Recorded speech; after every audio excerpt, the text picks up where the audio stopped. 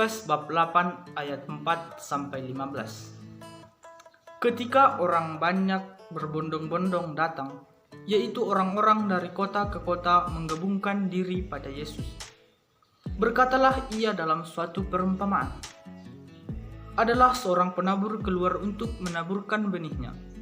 Pada waktu ia menabur, sebagian benih jatuh di pinggir jalan, lalu diinjak orang dan burung-burung di udara memakannya sampai habis. Sebagian jatuh di tanah yang berbatu-batu, dan setelah tumbuh ia menjadi kering karena kekurangan air. Sebagian lagi jatuh di tengah semak duri, dan semak itu tumbuh bersama-sama dan menghimpitnya sampai mati. Dan sebagian lagi jatuh di tanah yang baik, dan setelah tumbuh berbuah 100 kali lipat. Setelah berkata demikian, Yesus berseru, "Siapa mempunyai telinga untuk mendengar, hendaklah ia mendengar." Murid-muridnya bertanya kepadanya, "Apa maksud perumpamaan itu?" Lalu ia menjawab, "Kepadamu diberi karunia untuk mengetahui rahasia kerajaan Allah. Tetapi kepada orang-orang lain hal itu diberikan dalam perumpamaan, supaya sekalipun mereka memandang, mereka tidak melihat, dan sekalipun mereka mendengar, mereka tidak mengerti."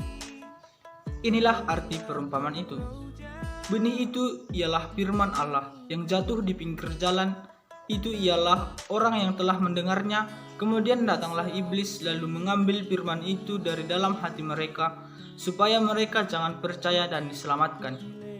Yang jatuh di tanah yang berbatu-batu, itu ialah orang yang setelah mendengar firman itu, menerimanya dengan gembira, tetapi mereka tidak berakar. Mereka percaya sebentar saja, dan datang dalam pencobaan mereka murtad. Yang jatuh dalam semak duri ialah orang yang telah mendengar firman itu, dan dalam pertumbuhan selanjutnya mereka diimpit oleh kekhawatiran dan kekayaan dan kenikmatan hidup, sehingga mereka tidak menghasilkan buah yang matang.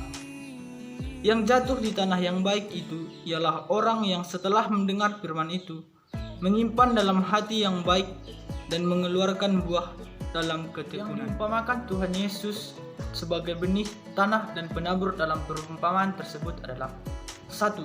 Benih. Benih adalah iman yang dikaruniakan oleh Tuhan Yesus yang telah kita dengar. 2. Tanah. Tanah adalah menggambarkan hati manusia sebagai wadah penerima firman Allah. 3. Penabur. Penabur adalah menggambarkan Tuhan dan orang-orang yang ditugaskan Tuhan mewartakan iman kepadanya. Selanjutnya, makna masing-masing benih yang jatuh di tanah yang berbeda-beda dalam kaitannya akan hambatan pertumbuhan yang menyebabkan seseorang atau keluarga tidak bertumbuh. A. Benih yang jatuh di pinggir jalan. Benih yang jatuh di pinggir jalan diumpamakan keluarga atau seseorang yang telah diberikan Allah kesempatan untuk bertumbuh. Namun, datanglah iblis untuk menghancurkan dan mengambil kesempatan bertumbuh dari seseorang atau keluarga ini, sehingga tidak dapat bertumbuh dan menghasilkan buah. Yang kedua, benih yang jatuh di tanah berbatu-batu. Ini diumpamakan keluarga atau seseorang yang telah menerima kesempatan untuk bertumbuh dari Allah, di mana mereka menerimanya dengan sukacita dan gembira, tetapi mereka tidak memiliki pondasi yang benar untuk bertumbuh sebagai pribadi atau keluarga Allah, sehingga pada masa yang sulit mereka goyah dan hancur. Yang C. Benih yang jatuh di semak-semak duri adalah mereka atau keluarga yang diberikan Tuhan Yesus kesempatan untuk bertumbuh dan berkarya. Namun, seiring berjalannya waktu, mereka bertumbuh di tempat atau bersama-sama orang pendosa, sehingga pada kehidupan selanjutnya, mereka tidak dapat menghasilkan buah karena diapit oleh orang-orang berdosa dan dihasut untuk jatuh ke jalan yang salah. Yang keempat, atau D, adalah benih yang jatuh di tanah yang subur.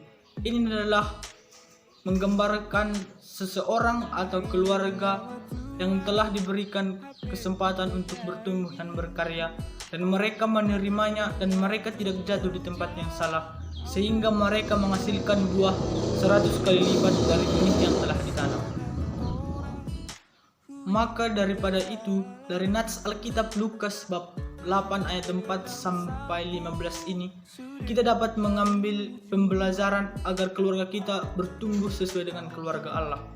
Yang pertama, kita perlu berdoa agar kita tidak sama halnya dengan benih yang jatuh di pinggir jalan sehingga mereka tidak mempunyai kesempatan untuk bertumbuh.